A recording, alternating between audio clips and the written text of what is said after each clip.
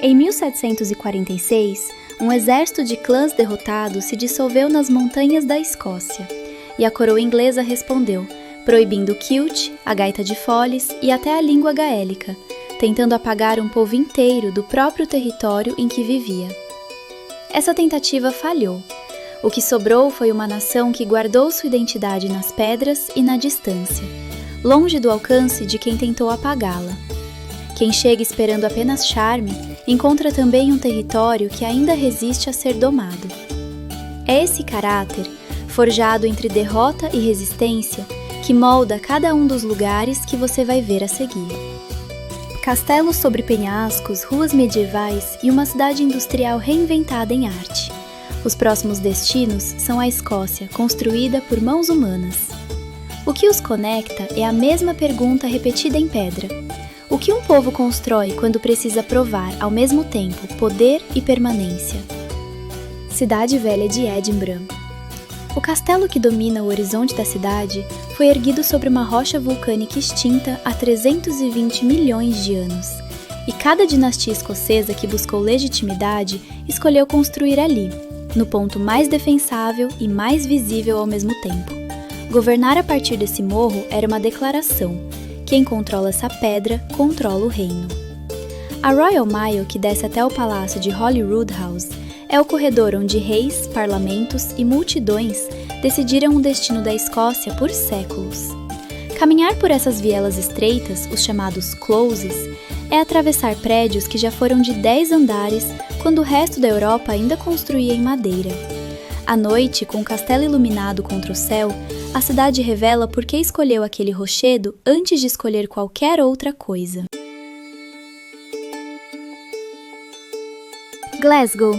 O arquiteto Charles Rennie Mackintosh tinha 20 e poucos anos quando começou a desenhar uma nova linguagem visual para essa cidade. Linhas retas cruzando curvas orgânicas, uma resposta escocesa ao Art Nouveau que nascia ao mesmo tempo em Paris e Viena. Ele queria provar que uma cidade construída sobre carvão e indústria pesada também podia gerar beleza original, não copiada. Esse impulso nunca desapareceu.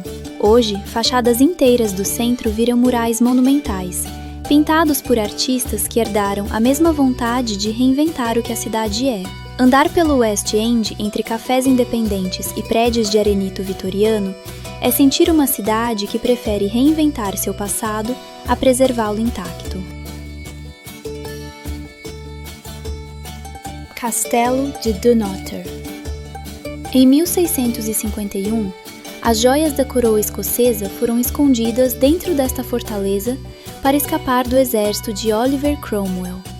E quando o cerco se tornou inevitável, contrabandeadas para fora debaixo de sacos de lã, salvando os símbolos da monarquia de serem destruídos para sempre.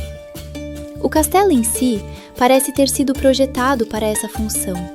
Um promontório rochoso cercado pelo Mar do Norte, ligado ao continente por uma única faixa estreita de terra.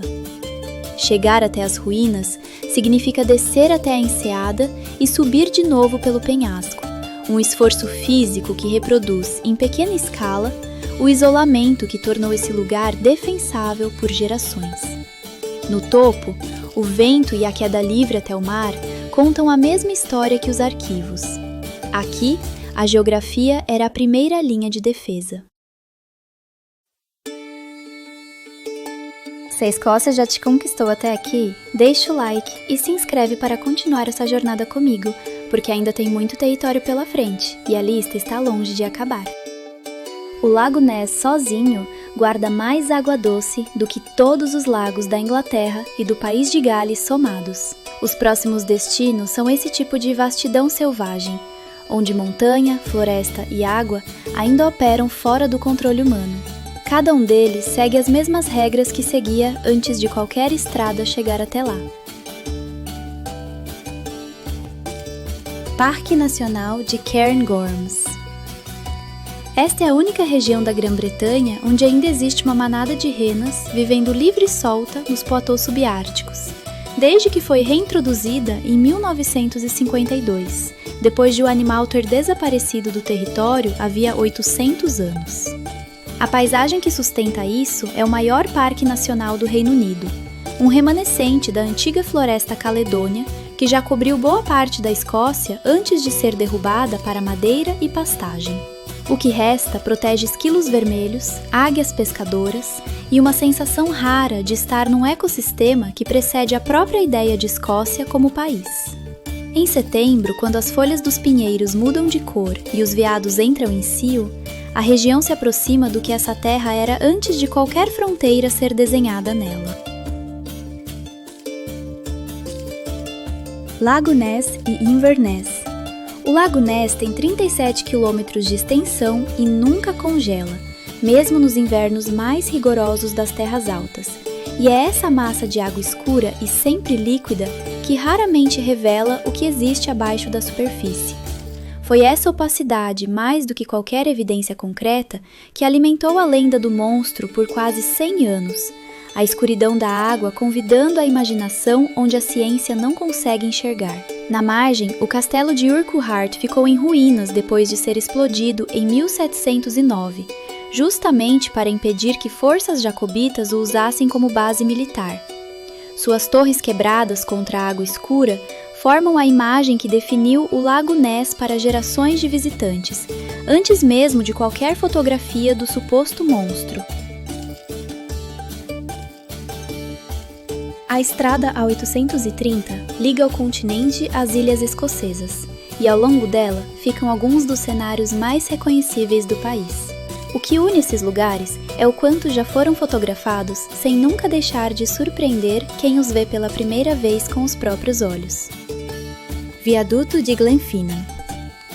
Entre 1897 e 1901, engenheiros construíram 21 arcos de concreto curvos para levar a ferrovia West Highland através de um vale que até então era intransponível para trens.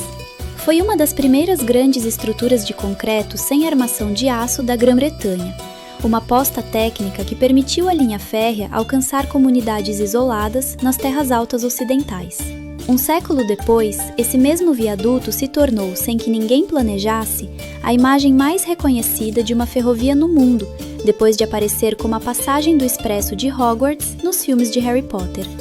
Hoje, o trem a vapor Jacobite cruza os arcos nos meses de verão, e quem sobe até o mirante da colina vê o mesmo vale de Loch Shiel que os engenheiros enfrentaram mais de 100 anos atrás. Castelo de Eilean Donan. O castelo que existe hoje não é o original. Depois de ser bombardeado por navios de guerra britânicos em 1719, para punir seu papel no levante jacobita, ficou em ruínas por quase 200 anos. Só foi reconstruído no início do século XX, pedra por pedra, por um proprietário decidido a devolver à Escócia a imagem do Castelo das Terras Altas que ele acreditava ter sido perdida. Situado no ponto exato onde 3 lagos se encontram, cercado de água na maré cheia e ligado ao continente por uma ponte de pedra, o castelo que você vê hoje tem pouco mais de 100 anos de idade. Existe uma categoria de lugares na Escócia onde o próprio terreno parece hostil a quem tenta habitá-lo. Penhascos instáveis, vales estreitos, ilhas batidas pelo Atlântico. Os próximos destinos pertencem a essa categoria, e é justamente essa hostilidade geográfica que explica episódios inteiros da história escocesa. Ilha de Skye. O Kiren, no norte da ilha, continua se movendo.